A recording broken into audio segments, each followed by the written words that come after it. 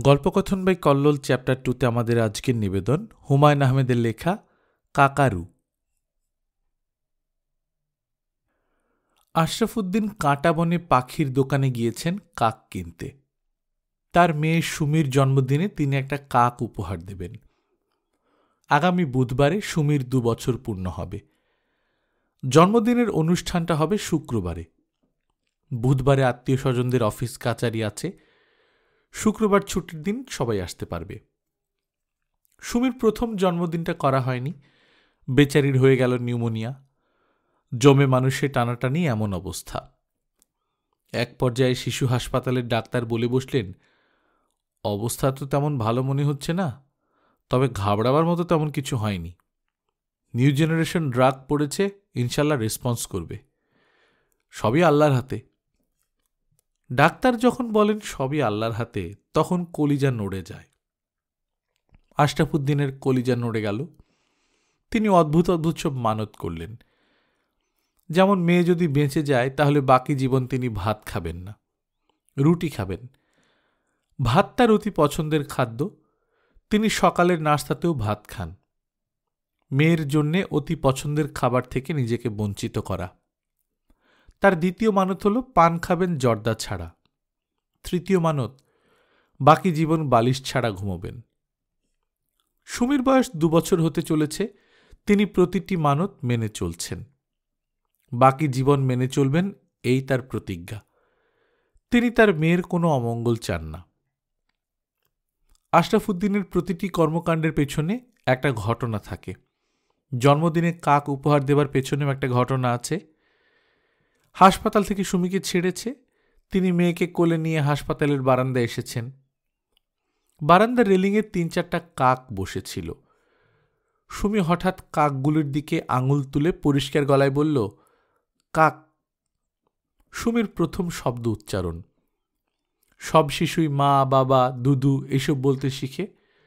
সুমি শিখল কাক। সুমির মা তাকে অনেক নতুন শব্দ শেখানোর চেষ্টা করল। মা বলো বাবা, বাবা বলো বাবা। সুমি বলে কাক। তুমি কত লক্ষ্মী মেয়ে, তুমি তো সব কথা বলতে পারো, বলো তো মা পানি। সুমি গম্ভীর গলায় বলে কাক। এখন অবশ্য সুমি সব কথা বলতে পারে, কঠিন কঠিন শব্দও বলে। যেমন কিছুদিন আগে সে তার বাবাকে বলল, বাবা তুমি অত্যধিক গরিব। অত্যধিক শব্দটা নিশ্চয়ই কারো কাছ থেকে শুনে শিখেছে। মেয়ের আশ্চর্য স্মৃতিশক্তি, যা শুনছে সবই শিখে ফেলছে। সুমির কথাবার্তা আশরাফুদ্দিনের এত ভালো লাগে, এক একবার আনন্দের চোখে পানি এসে যায়। মেয়েটির প্রতি অতিরিক্ত মমতা যখনই তৈরি হয়, তখনই তিনি মেয়ের গায়ে হালকা করে থুতু দেন। এতে ভালোবাসার নজর কাটা যায়। পিতামাতার নজর বড় কঠিন জিনিস। ব্যাপারটা পরীক্ষিত। গত শীতের সময় চারদিকে জ্বরজারি হচ্ছে, সুমি দিব্যি সুস্থ। একদিন তিনি বললেন, বাহ, আমার মেয়েটার শরীর স্বাস্থ্য তো ভালো যাচ্ছে। সুমির মা বললেন, এইসব কি কথা, তুমি দেখি মেয়েটাকে নজর লাগাবে, মাশাল্লাহ বলো। তিনি বললেন মাশাল্লাহ, তবে এতে কোনো কাজ হলো না। সেদিন সন্ধ্যা থেকেই সুমির জ্বর। বেচারি 1 সপ্তাহ জ্বরে ভুগল। আশরাফুদ্দিন কাজ করেন একটা ইন্স্যুরেন্স কোম্পানিতে। ছোট চাকরি, অ্যাসিস্ট্যান্ট ক্যাশিয়ার। অফিস ছুটি হয় 5টায়। রোজই তার অফিস থেকে বের হতে দেরি হয়। হিসাব মিলছে না, লেজার বুকে গণ্ডগোল। প্রতিদিনই কিছু ঝামেলা থাকে। অফিস থেকে বের হতে রোজই 6টা, 6:30, কোনোদিন 7টাও বেজে যায়। অফিস ছুটি হওয়ার পর থেকেই তার মনটা পড়ে থাকে মেয়ের কাছে। যখন বাসার দিকে রওনা হন, তখন সারা পথ চিন্তা করতে করতে যান আজ সুমির সঙ্গে কি নিয়ে কথা বলবেন। সুমিকে রোজ একটা ভূতের গল্পও শোনাতে হয়। সেই গল্পও চিন্তা ভাবনা করে বের করতে হয়। একই গল্প যদি কয়েকদিন পর আবার বলেন, সুমি সঙ্গে সঙ্গে ধরে ফেলে। মেয়ের এমন বুদ্ধি, মাশাল্লাহ। বাসায় ফেরার সময় আশরাফুদ্দিন চেষ্টা করেন মেয়ের জন্য কিছু কিনতে, লজেন্স, বাদাম, আইসক্রিম। সুমির পছন্দ হাওয়াই মিঠাই, 10 টাকা দাম। আশরাফুদ্দিনের সামর্থ্যের মধ্যেই পড়ে। কিন্তু হাওয়াই মিঠাই কেনা যাবে না, কারণ সুমির বড় মামা বলেছেন এসব জিনিস কখনো খাওয়ানো যাবে না, বাচ্চাদের পেট খারাপ হয়। আশরাফুদ্দিনের সংসার সুমির বড় মামা মুনিরের নির্দেশেই চলে। তার কারণও আছে। আশরাফুদ্দিন ১৩০০ স্কোয়ার ফিটের যে ফ্ল্যাট বাড়িতে থাকেন তা মুনিরের। আশরাফুদ্দিন বিনা ভাড়ায় থাকছে, শুধু ইউটিলিটির চার্জ দিচ্ছে। বিপদে আপদেও মুনিরকে পাওয়া যায়। একবার অফিস ক্যাশে বিরাট গনবিল ধরা পড়ল। ৫,২৬,০০০ টাকা ড্রয়ার থেকে গায়েব। দায়িত্ব এসে পড়ল আশরাফুদ্দিনের কাঁধে। অফিসের এমডি হারুন সাহেব তাকে ডেকে বললেন, অনেকদিন আপনি অফিসে কাজ করছেন, আপনাকে আমরা একজন অনেস্ট এবং সিনসিয়ার কর্মচারী হিসেবেই জানি, তাই কোনো পুলিশ কেস করছি না। আপনাকে ৭ দিন সময় দিলাম, এর মধ্যে টাকাটা জমা দিয়ে দেবেন। আমরা কোনো প্রশ্ন করব না, ধরে নেব কোনো কিছুই ঘটেনি। আগে যেভাবে কাজ করতেন সেভাবেই করবেন। হতভম্ব আশরাফুদ্দিন বললেন, টাকা কোথায় পাবো স্যার? হারুন সাহেব বললেন, আপনি টাকা কোথায় পাবেন আপনি জানেন। টাকা ছিল আপনার কাস্টডিতে, সব দায় দায়িত্ব আপনার। ৭ দিন অনেক সময়, আমি নিশ্চিত এই ৭ দিনের কোনো একটা ব্যবস্থা হবে।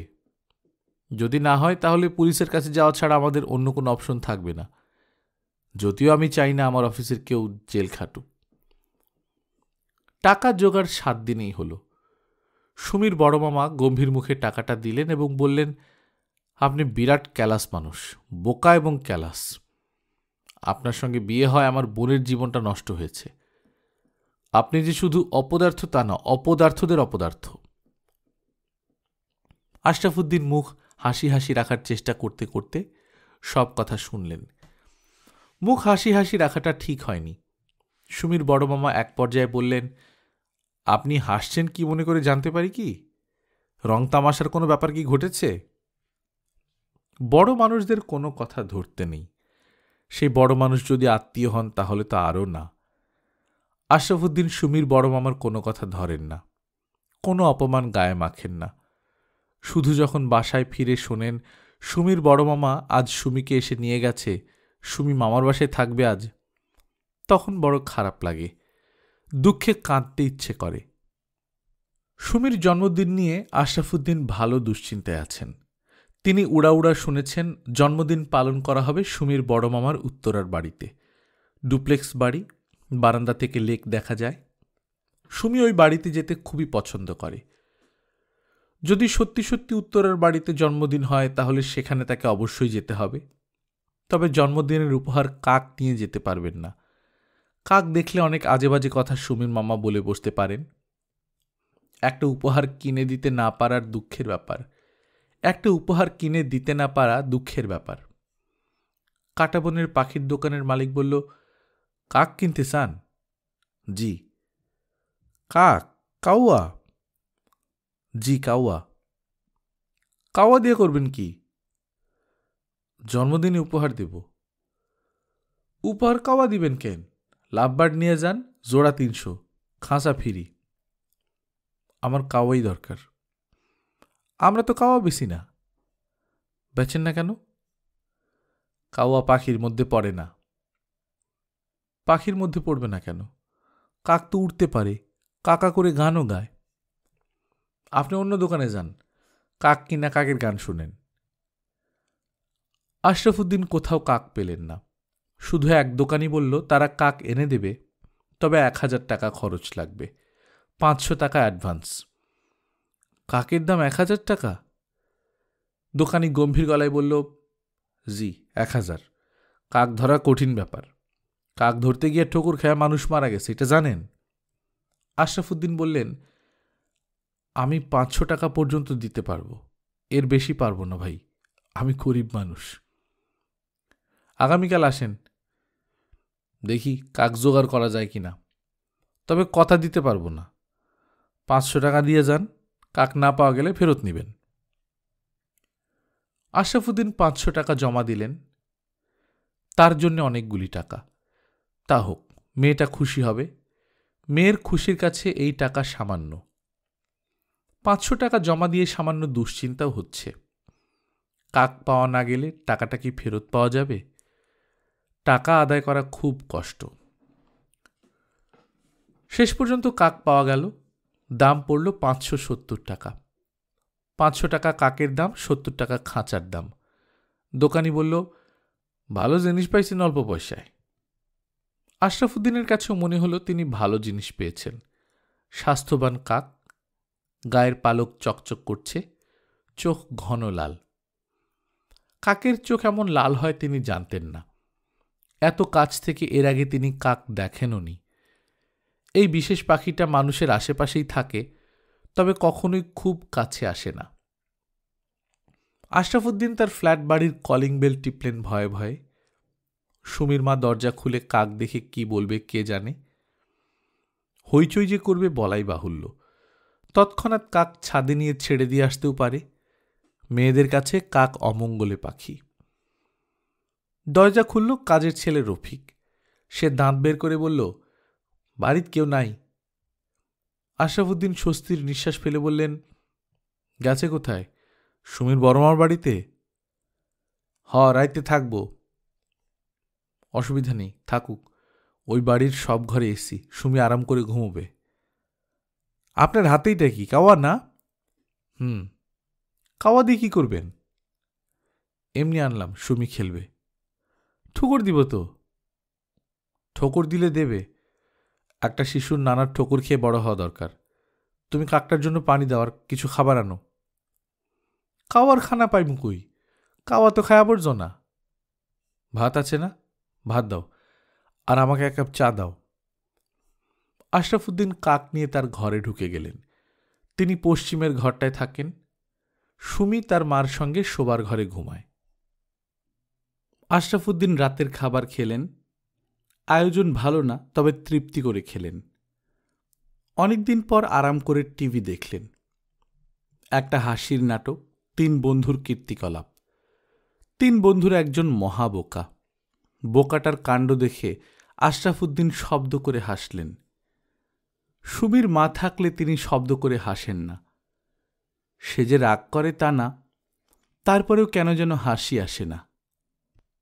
আশরাফুদ্দিনের স্বভাব গরমেও মশারি খাটিয়ে ঘুমানো।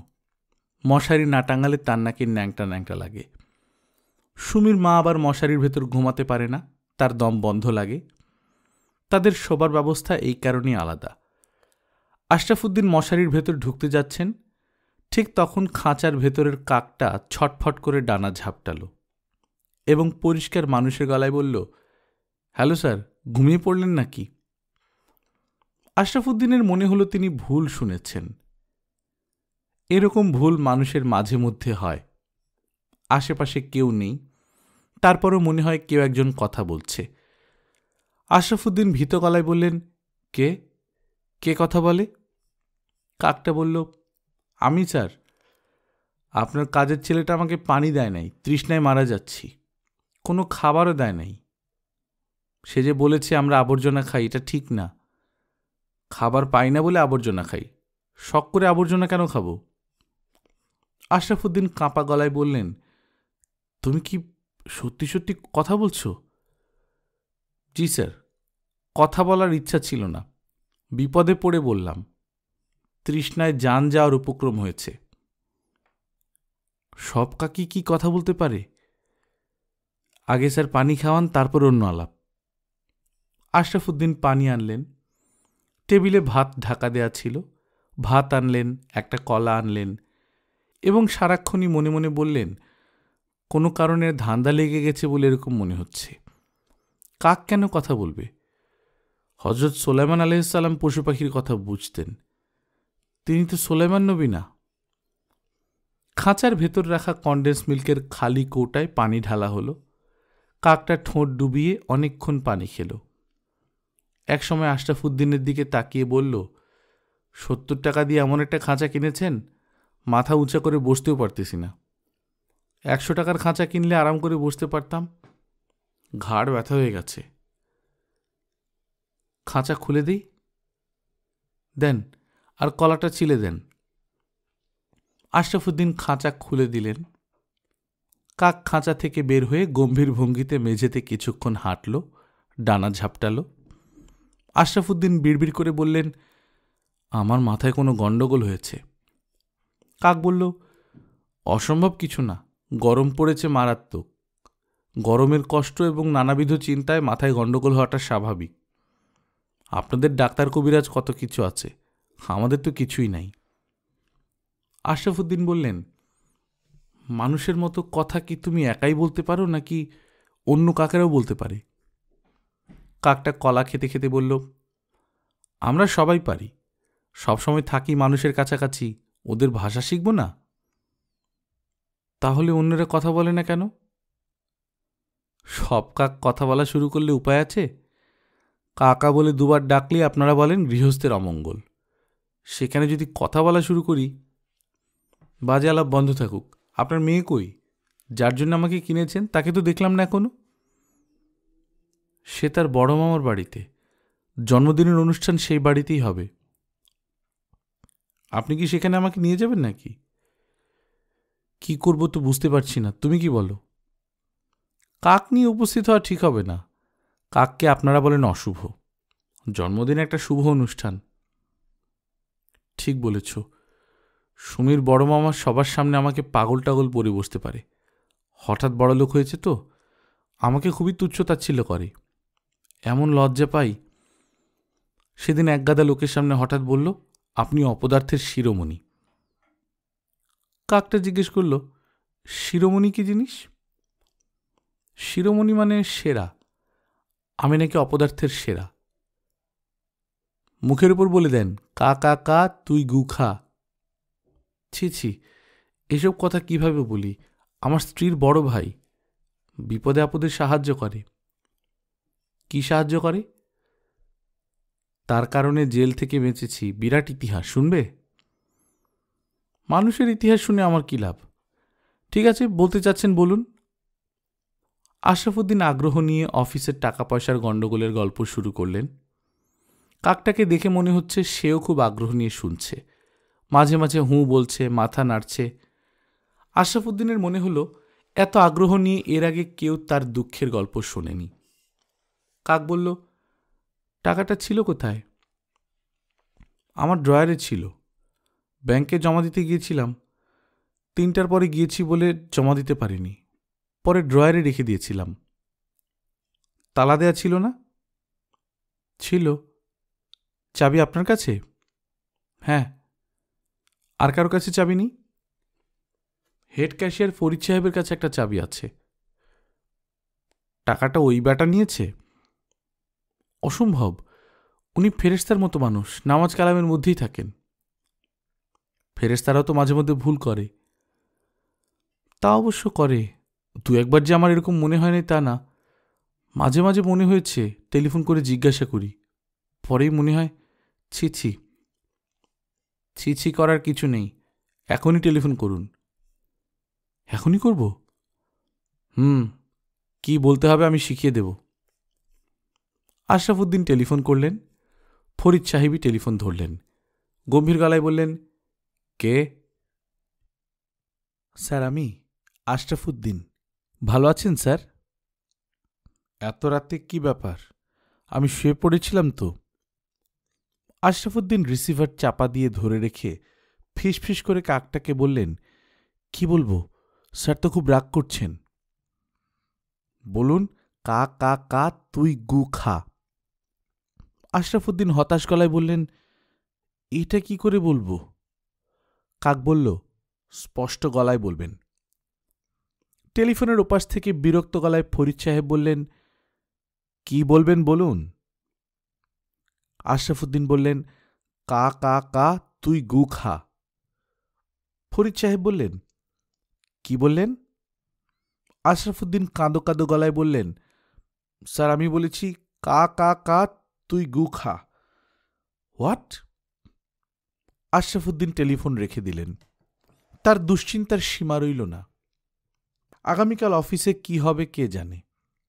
ফরিদ সাহেব নিশ্চয়ই কমপ্লেন করবেন। বড় সাহেব তাকে ডেকে পাঠাবেন। তারপর বদ কাকটার কথা শোনা উচিত হয়নি। দুশ্চিন্তায় আশরাফুদ্দিনের ঘুম হল না। মাঝে মাঝে ঝিমুনির মতো আসে, তখন বিকট স্বপ্ন দেখেন। একটা স্বপ্নে 10-12টা কাক তাকে ঠোকর দিচ্ছে। তিনি ব্যথা পাচ্ছেন না, তবে কাতুকুতু লাগছে। আশরাফুদ্দিন খুব ভোরে সূর্য ওঠার আগেই ঘুম থেকে ওঠেন। আজ শেষ রাতে ঘুমিয়েছেন বলেই 9টার দিকে তার ঘুম ভাঙল। ঘুম ভেঙে দেখেন রফিক দাঁড়িয়ে আছে। সে বলল, আপনার হইছে কি, শরীর খারাপ? না, আপনার কাওয়া পালায় গেছে স্যার। কি বুদ্ধি, নিজে নিজেই তার কাইটটা পলাইছে, বিরাট বদপক্ষী। আশরাফুদ্দিন কিছু বললেন না। রফিক বলল, অফিস যাবেন না? যাব। আজ শুনি আফার জন্মদিন, আপনারা সকাল সকাল অফিস থেকে ফিরতে বলছে। আচ্ছা, বড় মামার বাড়ি চলে যেতে বলছে। ঠিক আছে। ভালো ড্রেস পরে অফিসে যাইতে বলছে। আচ্ছা। অফিসে আশরাফুদ্দিন অত্যন্ত টেনশনে কাটালেন। সারাক্ষণ মনে হলো এই বুঝি ফরিদ সাহেব ডাকবেন। কয়েকবার তার সঙ্গে দেখাও হলো। ফরিদ সাহেব একবার শুধু বললেন, কাল রাতে কি আপনি টেলিফোন করেছিলেন? আশরাফুদ্দিন বিড়বিড় করে বললেন, ইয়েস স্যার। ফরিদ সাহেব কিছুই বললেন না, ফাইলপত্র নিয়ে ব্যস্ত হয়ে পড়লেন। আশরাফুদ্দিন মনে মনে বললেন, হে আল্লাহ পাক, তোমার পাক দরবারে হাজার শুক্রিয়া। আজকের দিনটা মনে হয় আশরাফুদ্দিনের জন্য ভালো। সুমির বড় মামার বাড়িতে উপস্থিত হয়ে শুনলেন মুনির জরুরি কাজে সকালের ফ্লাইটে চিটাগাং গিয়েছেন, আগামীকাল ফিরবেন। সুমির মা মন খারাপ করে বলল, ভাইজান জন্মদিনের জন্য এত কিছু করলেন আর নিজেই থাকতে পারলেন না। আশরাফুদ্দিন বললেন, ভেরি স্যাড। সুমির মা বললেন, জন্মদিন আমি একদিন পিছিয়েছি, ভাইজান আসলে হবে। আমি কি চলে যাব? খাওয়া দাওয়া করে যাও, মনু বাবুর্চিকে দিয়ে মোরগ পোলাও রান্না করানো হয়েছে। নিতান্ত অনিচ্ছার সঙ্গে আশরাফুদ্দিন বললেন, আচ্ছা। রাত 9টায় মেয়েকে সঙ্গে নিয়ে আশরাফুদ্দিন মোরগ পোলাও খেতে বসলেন। খাওয়ার সময় মেয়ের সঙ্গে নিচু গলায় অনেকক্ষণ কথা বললেন। সুমি বলল, বাবা, আমার জন্য কি কিনেছ? কাক কিনেছি। সত্যি? কাকটা কথা বলতে পারে। কই দেখি। সঙ্গে আনি নাই। বাসায় আছে? হ্যাঁ। তোমার ঘরে? কাল আনবে? দেখি, আনতেও পারি। সুমির আনন্দে ঝলমল করা মুখ দেখে আশরাফুদ্দিনের মনটা খারাপ হয়ে গেল। মেয়েকে মিথ্যে কথা বলেছেন, কাক নেই, চলে গেছে, এই কথাটা বলা প্রয়োজন ছিল। একটি শিশু বড় হবে 70 ভেতর। কাকটার নাম কি বাবা? নাম জিজ্ঞেস করিনি, আজ জিজ্ঞেস করবে। আচ্ছা। বাবা, তুমি খুব ভালো। আশরাফুদ্দিনের চোখে পানি এসে গেল। এরকম একটা মেয়ে থাকলে আর কিছুই লাগে না। আজ ঘুমোতে যেতে একটু দেরি হলো। অনেক হিসাব নিকাশ করলেন মেয়েটার জন্য আরেকটা কাক কেনা যায় কিনা। খাঁচার দাম লাগবে না, খাঁচা তো আছেই। তবে এই খাঁচাটা বদলে এক সাইজ বড় কেনা দরকার, যাতে কাক বেচারা ঠিকমতো বসতে পারে, ঘাড়ে ব্যথা না হয়। স্যার কি ঘুমিয়ে পড়েছেন নাকি? কাকের গলা, ঠোঁট ফাঁক করে হাই তোলার মতো ভঙ্গি করছে। আশরাফুদ্দিন দ্রুত মশারির ভেতর থেকে বের হলেন। কাকটা জানলায় বসে আছে। আশরাফুদ্দিনের কাছে দৃশ্যটা মোটেই অস্বাভাবিক মনে হল না। কাক বলল, ওই দিন আপনাকে না বলে চলে গেলাম, হঠাৎ মনটা খারাপ হলো, মেয়েটার কথা মনে হলো। তোমার মেয়ে আছে নাকি? এক মেয়ে, তার মার সঙ্গে থাকে। কোথায় থাকে? কারণ বাজার একটা জারুল গাছ আছে, ওই গাছে আমাদের বাসা। গত সিডরের সময় ভেঙে গিয়েছিল, এখন রিপেয়ার করেছি। ভালো কথা মনে পড়েছে, তোমার নাম কি? আমার মেয়ে তোমার নাম জানতে চেয়েছিল, মেয়েকে তোমার কথা বলেছি। আমার কোনো নাম নেই স্যার, আমাদের নাম থাকে না। আপনার মেয়েকে বলবেন সুন্দর দেখে একটা নাম দিতে। ঠিক আছে, বলবো। টেলিফোন কি করেছেন স্যার? কি টেলিফোন? ফরিদ সাহেবকে টেলিফোন। আজ আবার তাকে বলবেন, কা কা কা তুই গু খা। একবার তো বলেছি, আর কেন? রোজ একবার করে বলা দরকার। অসম্ভব, তোমার কথাবার্তা শুনলে অফিসে রিপোর্ট হবে, চাকরি চলে যাবে। টেলিফোন করতে না চাইলে করবেন না। তবে কি তবে? কাক নিঃশ্বাস ফেলার মতো ভঙ্গি করে বলল, না থাক, আপনার জানার দরকার নাই। আশরাফুদ্দিন নিতান্ত অনিচ্ছায় টেলিফোন করলেন। ফরিদ সাহেব বললেন, কে? আশরাফুদ্দিন বললেন, আমি স্যার। কি চান? কা কা কা তুই গু খা, এর মানে কি? আশরাফুদ্দিন আমতা আমতা করে বললেন, এর মানে আপনাকে গু খেতে বলেছে, একটা কাক আপনাকে গু খেতে বলেছে। ফরিদ সাহেব টেলিফোন রেখে দিলেন। বড় সাহেব আশরাফুদ্দিনকে ডেকে পাঠিয়েছেন, জরুরি কথা বলবেন। আশরাফুদ্দিন বড় সাহেবের ঘরে এসেছেন। স্যার এখনো বসতে বলেননি বলে বসতে পারছেন না। ভয়ে তার বুক কাঁপছে। স্যারের ঘরে এসি চলছে, ঘর ফ্রিজের ভেতরের মতো ঠান্ডা। তারপর আশরাফুদ্দিনের শরীর ঘামছে, প্রচণ্ড পানির পিপাসা হচ্ছে। বড় সাহেব ফাইল দেখছিলেন। ফাইল দেখা বন্ধ করে ঠান্ডা গলায় বললেন, আশরাফ সাহেব, আপনি নাকি রোজ গভীর রাতে টেলিফোন করে হেড ক্যাশিয়ার ফরিদ সাহেবকে গু খেতে বলেন? আশরাফুদ্দিন কাঁপা কাঁপা গলায় বললেন, জি স্যার, বলি। কেন বলেন জানতে পারি? চেয়ারে বসে তারপর বলি, দাঁড়িয়ে থাকতে পারছি না। বসুন। আশরাফুদ্দিন বসলেন। বড় সাহেব বললেন, এখন বলুন ঘটনা কি? স্যার, আমি যে কথাগুলি বলি সেগুলি অন্যায় কথা, ভদ্র সমাজে বলার মতো কথা নয়। তারপরও বলি, কারণ কথাগুলো বললে আমার মন শান্ত হয়। মন শান্ত হয়? জি স্যার। টাকা চুরির ব্যাপারে উনি অন্যায়ভাবে আমাকে ফাঁসিয়েছেন। ব্যাংকে টাকা জমা দিতে না পেরে ফিরে এসেছি, উনাকে দিলাম যেন লকারে রাখতে পারেন। উনি বললেন লকারের চাবি ভুলে আনেন নাই, আমি যেন আমার ড্রয়ারে রেখে যাই। আমি আমার ড্রয়ারে রাখলাম। তারপর ওনার কাছ থেকে ছুটি নিয়ে বাসায় চলে এসেছি। সেদিন আমার মেয়েটার খুবই অসুখ, তাকে শিশু হাসপাতালে নিয়ে যাব। পরের দিন ড্রয়ার খুলে দেখি টাকা নাই। এক গ্লাস পানি খাবো স্যার। বড় সাহেব তাকে পানির বোতল এবং গ্লাস এগিয়ে দিলেন। আশরাফুদ্দিন পুরো বোতলের পানি খেয়ে ফেললেন, তাতেও তৃষ্ণা মিটল না। আশরাফুদ্দিন বললেন, 5 বছর আগে স্যার এরকম ঘটনা আরেকবার ঘটেছিল। আব্দুল জলিল নামে একজন ছিলেন, আমি যেই পোস্টে এখন সেই পোস্টে।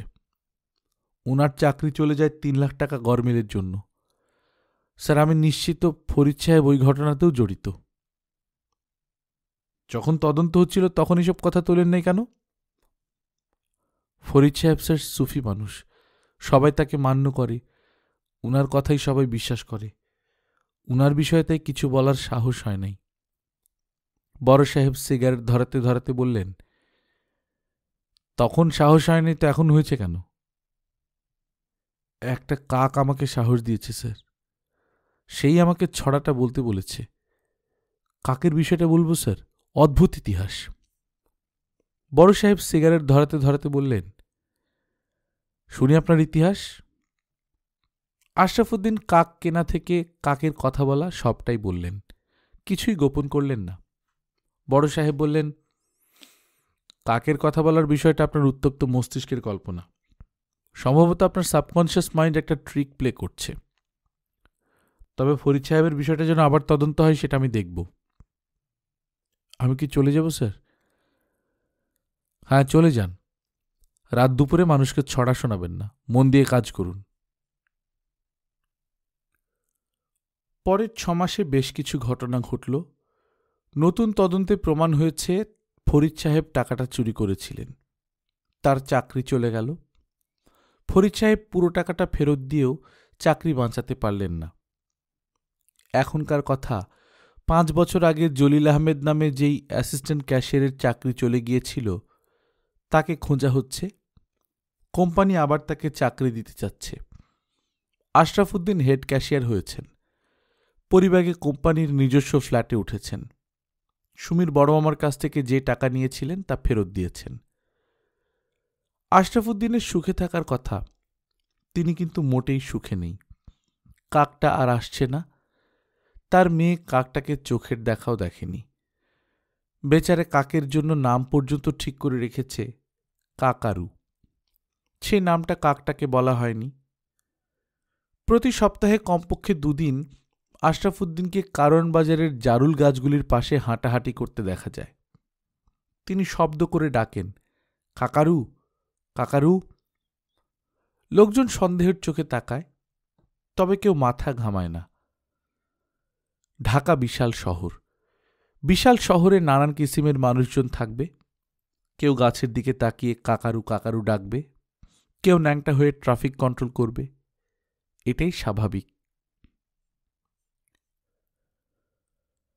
গল্পকথন বই কল্লোল চ্যাপ্টার 2তে আপনারা শুনছিলেন হুমায়ুন আহমেদের লেখা কাকারু।